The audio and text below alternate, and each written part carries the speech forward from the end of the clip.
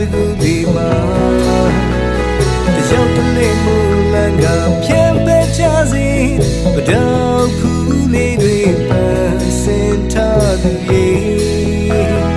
ကောင်းကလေးမလို့ပဒေါဖူးလေးတွေပန်းစင်ထားသူရေ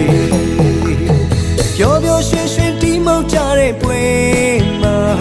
ငုံနေရှာတဲ့ပန်းပဒေါဖူးတွေရေရာဒီချိန်မီလမ်းပွင့်ခဲ့တဲ့ပဒေါကို